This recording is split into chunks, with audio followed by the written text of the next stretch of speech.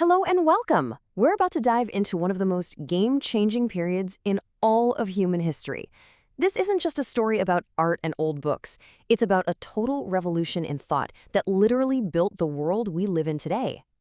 So here's our game plan. We're going to break it down into 4 key parts. First, we'll get a handle on what a world reborn actually needs. Then we'll look at the intellectual fire behind it all, humanism. After that, the incredible technology that let these ideas spread like wildfire. And finally, we'll hear from the writers who defined the age. All right, let's kick things off with the million-dollar question. What exactly was the Renaissance? What does it really mean for an entire world to be reborn? Well, the clue is right there in the name. Renaissance literally means rebirth in French.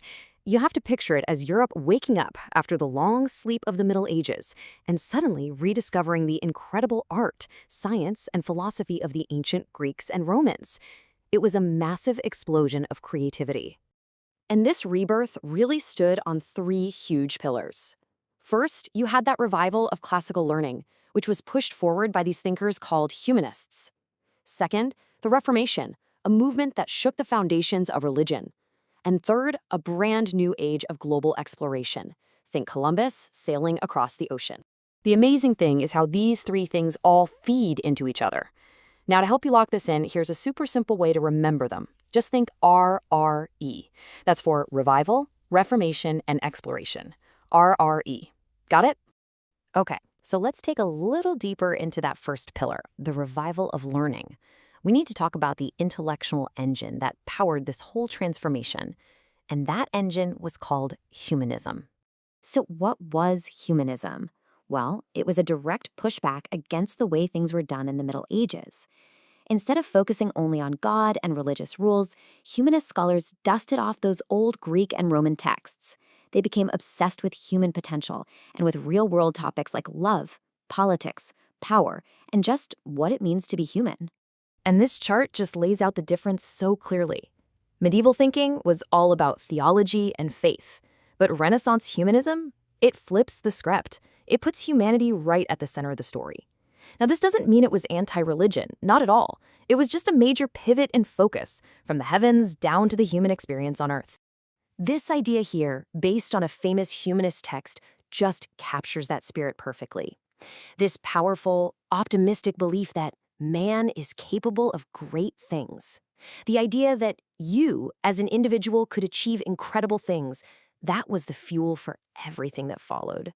So you've got this amazing rebirth of ideas and this powerful philosophy of humanism. But how did it all spread so far, so fast? Well, the answer isn't a person or an army. It was a piece of technology. Enter the printing press. Before this machine, every single book had to be copied by hand. Think about that. It was slow, it was expensive, and it meant that knowledge was basically locked away, only available to the super rich and the clergy. The printing press changed everything. Suddenly, ideas could be copied and shared with a speed nobody had ever imagined. And it happened fast. The spark was lit around 1440 by Gutenberg in Germany. But just look at this. A few decades later, in 1476, William Caxton sets up the very first printing press in England.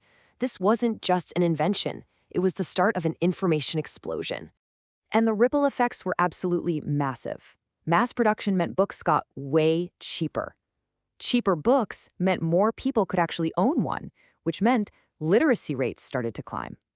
And here's a really cool one. As printers started printing in local languages, not just Latin, they helped create standardized versions of English, French, and Italian, which became a huge part of forming national identities. Okay, time for a little active recall. We just mentioned him. Who was the person who brought the printing press to England? Take a second. That's right, it was William Caxton, back in 1476. Nailing down these key figures really helps the whole story click into place. All right, let's pause for a quick memory check, just to make sure these big ideas are sinking in. Number 1, Renaissance means rebirth, specifically of classical Greek and Roman ideas. Number 2, humanism was that major shift in focus, from the divine to human potential. And number 3, the printing press basically democratized knowledge for the first time ever. So we've covered the big ideas and the game-changing technology. Now let's turn to the people who were on the front lines, using these new tools to shape the world, the incredible writers and poets of the Renaissance. And one of the biggest changes they made was writing in the vernacular. See, for centuries, if you wanted to write something important, you had to do it in Latin. But Renaissance writers started using the languages people actually spoke every day. Italian, English, French. This was huge. It meant literature was no longer just for the elite. And you simply can't talk about Renaissance writers without starting with Petrarch. He's often called the father of humanism, and for good reason. He connects us right back to that core idea we talked about earlier. He lived and breathed it. His impact was enormous.